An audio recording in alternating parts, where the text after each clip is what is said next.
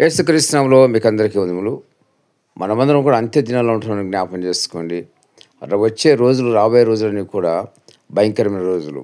దేవుని వాక్యలో ఒక మాట ఉంటుంది, మహాశ్రమ దినం గురించి ప్రార్థన చేయమని.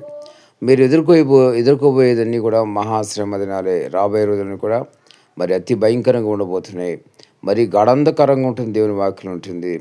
మహాశ్రమ దినమున వెలుగు అనేది కనబడదు, పూర్తిగా చెమ్మ చీకటిగా ఉంటుంది. మరి నీరు దొరకదు, ఆహారం దొరకదు. చాలా భయంకరమైన పరిస్థితుల్ని చూడబోతారు. అది ఎంతో కాలం లేదు, త్వరలోనే మరి అన్నీ కూడా సంభవిస్తాయి. ఆ మహాశ్రమ ఎలా వస్తుంది? ఎందుకు మరి భూమి అంతా చీకటైపోతుంది? భూమి తన స్థానం తప్పినప్పుడు భూమి అంతా పూర్తిగా చీకటైపోతుంది.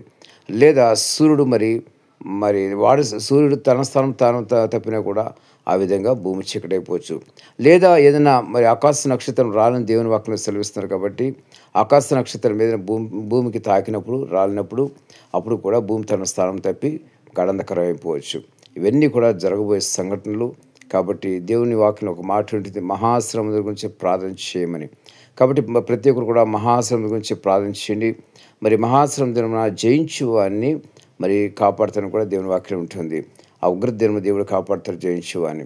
కాబట్టి జయించువారుగా ఉండండి. జయించువారుగా ఉన్న వాళ్ళకి మరి దేవుని పక్కన ఆయనతో పాటు సింహాసనం కూర్చుని పెడతాను కూడా దేవుని వాక్యం ఉంటుంది. కాబట్టి ప్రతి ఒక్కరు జ్ఞాపం చేసుకోండి, ప్రార్థన చేయండి, సిద్ధంగా ఉండండి. ఇప్పుడు రాబోయే రోజులని కూడా ప్రశాంతమైన రోజులు ఎక్కడ కూడా లేవు. అంటే ప్రశాంతమైన రోజులు అంటే భూమి తన స్థానం తప్పడమే కావచ్చు, లేకపోతే అణుయుద్ధాలే రావచ్చు, ఏదైనా కావచ్చు. రాబోయే రోజులన్నీ కూడా మంచి రోజులు కానే కావు. కాబట్టి ప్రార్థన చాలా ప్రాముఖ్యమైనది. ప్రార్థన చేస్తే ఆ శ్రమదినాలను తట్టుకునే శక్తి దేవుడు మీకు ఇస్తారు. ప్రతి ఒక్కరు కూడా ప్రార్థన చాలా అవసరం. ప్రతి దినము ప్రార్థన చేసుకోండి, ఆత్మలో సిద్ధంగా ఉండండి, పరిశుద్ధంగా ఉండండి, పవిత్రంగా ఉండండి. అప్పుడు దేవుని రాజ్యంలో మీరు చేరుకుంటారు. లేని యెడల నిత్య నరకాగ్ని మీరు వెళ్ళిపోతారు. దేవుడి మాటలు దీవించి ఆశీర్వదించుగాక. ఆమేన్.